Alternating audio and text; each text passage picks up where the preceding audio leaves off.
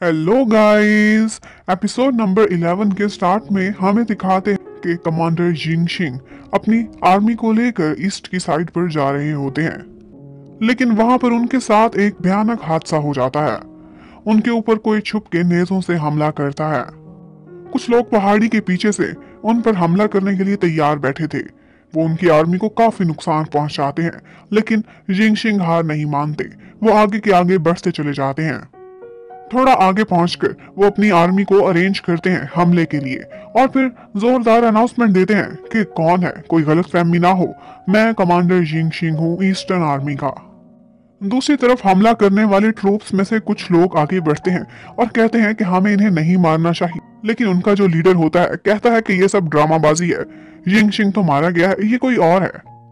और फिर अपने सिपाहियों से कहकर उन पर अटैक करा देते हैं। जिंगशिंग की आर्मी को बहुत ज्यादा नुकसान पहुंचता है, बहुत से सिपाही मारे जाते हैं। और उसके बाद वो इंसान आता है जिसका इसके पीछे हाथ था, और वो था ले होंग। वो यांग मिंग हुआ का एक साथी था, और उसे यांग मिंग हुआ ने ही ऑर्डर दिए थे कि जिंगशिंग को मार डालना है। लेकिन वो तब काफी गुस्से में आ जाता है जब जिंगशिंग मारा नहीं गया था और भागने में कामयाब हो गया था। वहां से भागने के बाद जिंगशिंग एक जगह पर पहुंचते हैं और बेहोश होकर गिर जाते हैं। उनकी बहुत जख्मी हालत थी, और चंद दिनों बाद का सीन दिखाया जाता है कि जिंगशिंग की डेथ हो गई थी और उसके फ्यूनरल की तैयारियां की जा रही थी। सारे लोग बहुत सैड थे। प्रेसिडेंट के साथ साथ सारे बड़े ऑफिसर्स उनके फ्यूनरल में हिस्सा लेते हैं।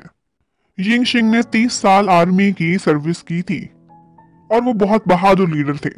सारे लोग उनकी रिस्पेक्ट करते थे। प्रेसिडेंट यहाँ पर शपथ खाता है कि इनके मर्डरर यानी कि ले होंग को जरूर सबक सिखाया जाएगा, और इसी तरह से इनकी आत्मा को शांति मिलेगी।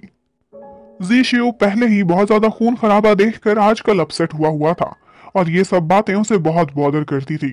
वो आज एक रिचुअल तोड़ देता है, अपनी क्यू से बाहर निकलता है, जिंगशिंग को भो करता है, और उसके बाद प्रेसिडेंट से कहता हुआ चला जाता है कि जिंगशिंग ने बहुत तकलीफ वाली मौत झेली है। सारे लोग बातें बनाने लगते हैं कि जी शिव आपे से बाहर हो रहा है, क्योंकि मेमोरियल सर्विस में से जाना मैनर्स के खिलाफ था। उसके बाद हमें पता चलता है कि प्रेसिडेंट ने 2 बड़े जनरल्स और बहुत सारे ट्रूप्स को ईस्टर्न साइड पर भेजा था ले होंग को मारने के लिए। दिलिन मशवरा देता है कि सेंट्रल आर्मी से भी कुछ ट्रूप्स उनके साथ भेज दिए जाएं, क्योंकि वो एरिया काफी खतरनाक था। लेकिन वहां खड़ा दूसरा ऑफिसर उसकी पहले ही दिलिन से नहीं बनती थी। वो उसके ओपिनियंस के खिलाफ बोलता है, और प्रेसिडेंट को भी उसी का ही आइडिया पसंद आता है।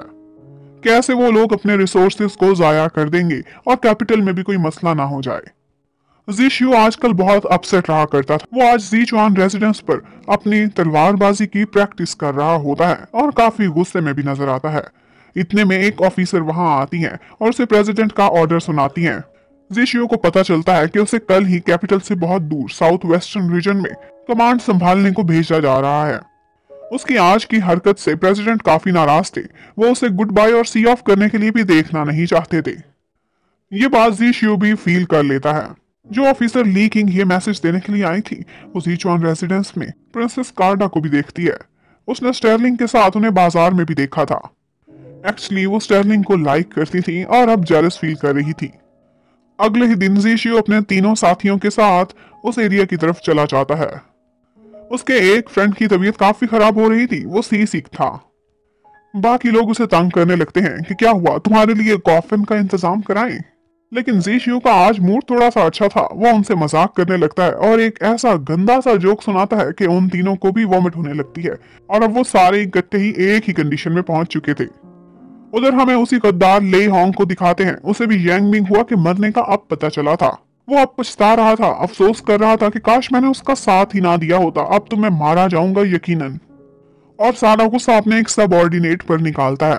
इतने में वहां पर लाइट के चपाके के साथ एक नकाब किया हुआ आदमी पहुंचता है। उसकी शक्ल तो हमें नहीं दिखाते, अलबत्ता वो कहता है कि मेरे पास ले होंग, तुम्हारे लिए एक रास्ता है। फिर सीन चेंज होता है और हमें दिखाया जाता है कि ईस्टर्न रीजन में आजकल बहुत हंगामा चलने लग गया है। डीमन ट्राइब वाले बार बार हमला किए जा रहे हैं, और उसकी वजह से ईस्टर्न रीजन कमजोर हो रहा है। वो उनके कुछ इलाकों पर भी कब्जा कर रहे थे और कहते थे कि हम इंसानों के कबीले को यहाँ से निकाल कर बाहर फेंकेंगे। उसके बाद हमें व्हाइट हेयर वाला एक ऑफिसर दिखाते हैं जिसकी शक्ल हमें नजर नहीं आती, लेकिन वो उसी नकाब वाले आदमी को कह रहा होता है कि हम शतरंज की ऐसी चाल चलेंगे कि सारे लोग हैरान रह जाएंगे। और यहीं पर ही पार्ट नंबर 11 खत्म होता है। Thank you for watching. Stay connected. Bye bye. Hello guys. इस एपिसोड के स्टार्ट में हमें ह्यूमन ट्राइब के एक और दुश्मन का पता चलता है। वो लोग बॉर्डर के नॉर्थ वेस्ट साइड पर थे। ईस्ट साइड से डीमन ट्राइब बार बार हमले किए जा रहा था।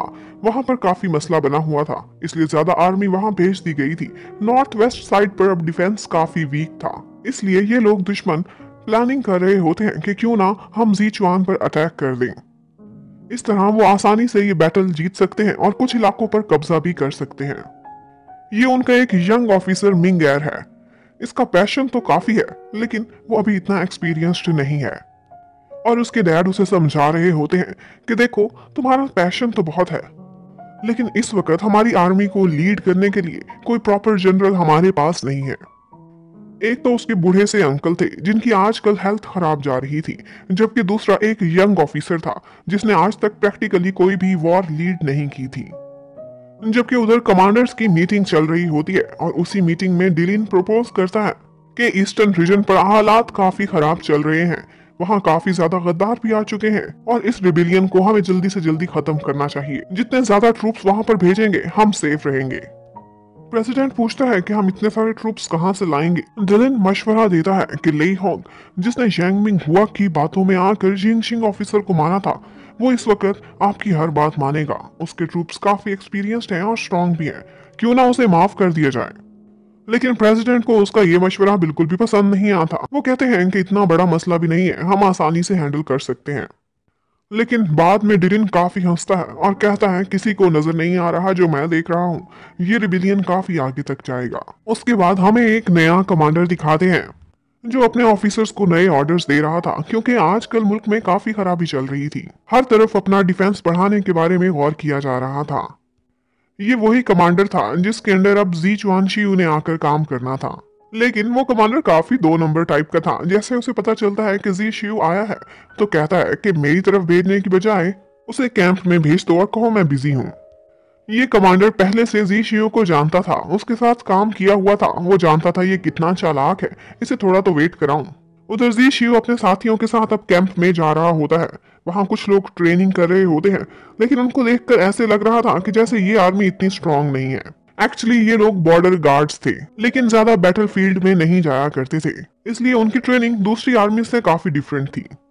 वहां मौजूद ऑफिसर पहले तो जी शियू पर टॉन्ट करता है कि तुम्हें प्रमोट करने की बजाय रैंक में डाउन करके इस एरिया में भेज दिया गया है। फिर हम देखते हैं कि इसी आर्मी में एक लेडी ऑफिसर भी है, उसका नाम था युआन टाई, और पहले ही सीन में बैठी वो आर्म रेसलिंग कर रही होती है। थोड़ा डिस्ट्रैक्ट होने की वजह से वो हार तो जाती है, लेकिन उसमें नखरा काफी था। उसके बाद युआन टाई उसको कैंप का विजिट कराने के लिए ले जाने लगती है। वो वहां पर थोड़ी बड़ी बड़ी बातें करती है, कहती है कि तुम लोग पहले पहाड़ों में रह के आए हो, लेकिन यहाँ पर जंगल भी हैं, पहाड़ियां भी हैं और खाइयां भी हैं। ठीक है, तुम लोगों ने डीमन ट्राइब को हराया होगा, लेकिन ये एरिया बहुत मुश्किल है। यहाँ पर पता नहीं तुम लोग सरवाइव कर भी पाओगे कि नहीं। इस बात पर बाई चुआन को काफी गुस्सा आ जाता है और वो दोनों गर्ल्स एक दूसरे को चैलेंज कर बैठती हैं।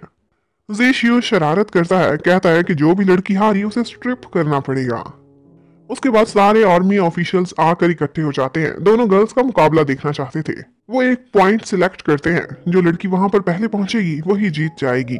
बाई और टाई दोनों ही गर्ल्स काफी कैपेबल थी। जितनी तेजी से वो भागती हैं और साथ साथ फाइट भी किए रखती हैं, उनकी स्किल्स रिमार्केबल थी। नदी को पार करके आगे जंगल था। वहां पर वो दोनों पेड़ की टहनियों से लटक लटक कर आगे बढ़ने की कोशिश करती हैं और इसी के बीच एक दूसरे से फाइट भी किए रखती हैं। लेकिन दोनों ही एक दूसरे पर भारी जा रही थी, कोई भी किसी से कम नहीं लग रहा था। यहाँ पर टाई के साथ थोड़ी बैड लक होती है, उसकी टहनी टूट जाती है और वो नीचे दलदल में गिर जाती है। वो परेशान होती है, लेकिन बाईचुआन आगे बढ़ती है और उसे हाथ का सहारा देकर बाहर निकाल लेती है। फिर दोबारा से उनका कंपटीशन स्टार्ट हो जाता है। अब उन्होंने एक पहाड़ी के ऊपर चढ़ना था। क्लाइंबिंग करते करते इस दफा बाई की बारी थी, वो गिरने ही वाली होती है, लेकिन टाई हाथ देकर उसे पकड़ लेती है, उसे बचा लेती है। दोनों बिल्कुल इक्वल गई थी।